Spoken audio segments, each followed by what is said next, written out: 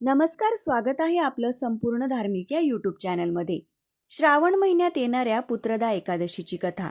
धर्मराज युधिष्ठिरांनी विचारले, मधुसूदन, श्रावण महिन्याच्या शुक्ल पक्षात कोणती एकादशी येते, तिचा विधी कसा करावा हे सविस्तर सांगण्याची कृपा करावी. भगवान श्रीकृष्ण म्हणाले, राजन, प्राचीन काळातील गोष्ट आहे. द्वापर युगाच्या प्रारंभीचा काळ होता. महिष्मतीपूरच्या महिजित राजाला संतती नसल्याने त्यांचे राज्य त्यांना सुखद वाटत नव्हते. स्वतःची बिकट अवस्था पाहून त्यांना खूप चिंता वाटू लागली. एकदा ते प्रजेला म्हणाले, प्रजाजन हो, या जन्मात माझ्याकडून कोणतेही पापकर्म झालेले नाही. मी राजकोषात केवळ न्यायोपार्जित धनच संग्रहित केलेले आहे. ब्राह्मण आणि देवतांचे धन देखील मी कधी घेतले नाही. प्रजेचे सुद्धा पुत्राप्रमाणे पालन केले आहे. धर्माचरणाने पृथ्वीवर राज्य केले. दुष्टांना, मग ते बंधू असो व मुलांसारखे असो, त्यांना शिक्षा केली. विद्वान पुरुषांचा सदैव सन्मान केला आणि कोणाचाही द्वेष केला नाही.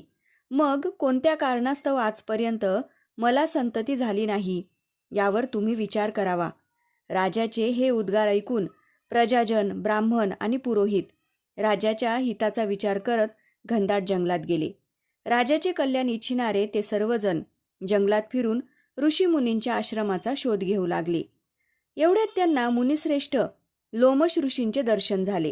लोमश मुनी धर्माचे तत्वज्ञ, सर्व शास्त्रांमध्ये पारंगत, दीर्घायुषी आणि महात्मा आहेत. ते ब्रह्मदेवासमान तेजस्वी आहेत. त्यांच्या शरीरावर लव आहेत. एक एक कल्प पूर्ण झाल्यावर त्यांच्या शरीरावरील एक एक लव भंगतो, गळून पडतो, म्हणून त्यांचे नाव लोमश पडले. ते महामुनी त्रिकाळ ज्ञानी आहेत. त्यांच्या दर्शनाने सर्वांना अत्यानंद झाला.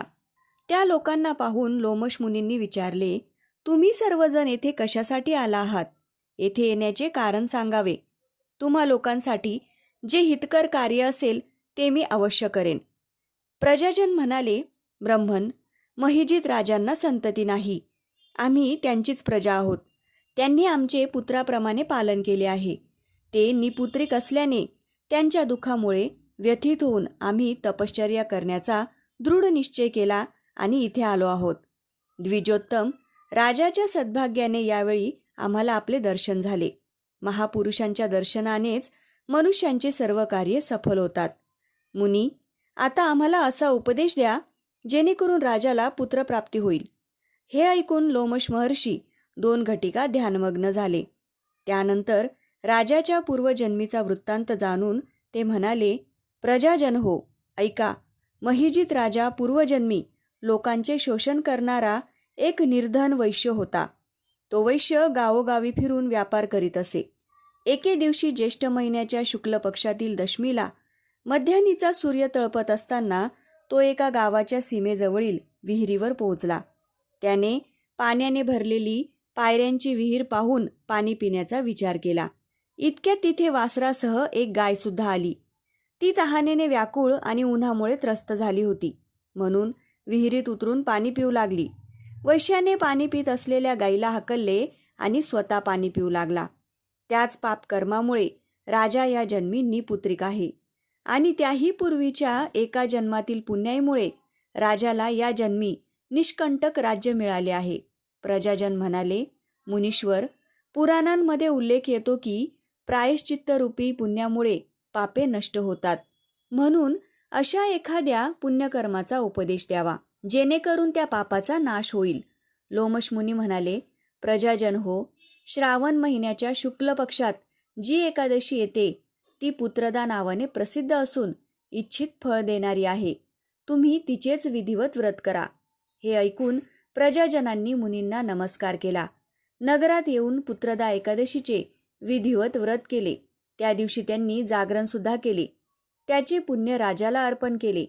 त्यानंतर राणी गर्भवती झाली. कालांतराने तिने एका सुदृढ पुत्राला जन्म दिला. या एकादशीचे महात्म्य ऐकून मनुष्य सर्व पापांतून मुक्त होतो आणि इहलोकी सुखी होऊन परलोकी स्वर्गीय गती प्राप्त करतो.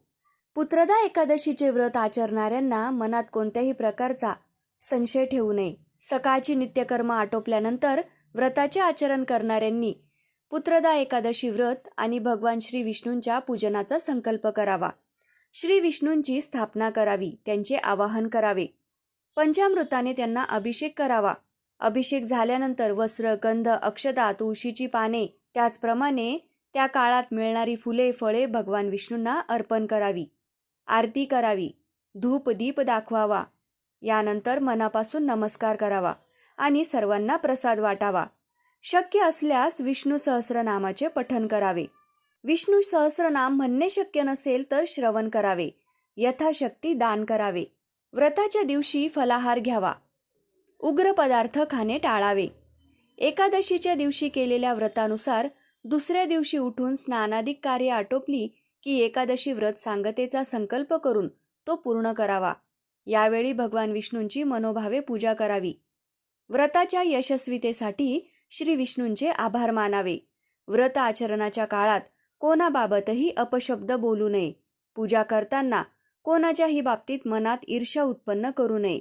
अनावधानाने झालेल्या चुकांबाबत भगवान श्री विष्णूंकडे क्षमायाचना करावी. अशा प्रकारे पुत्रदा एकादशीच्या व्रताचे आचरण करावे. धन्यवाद.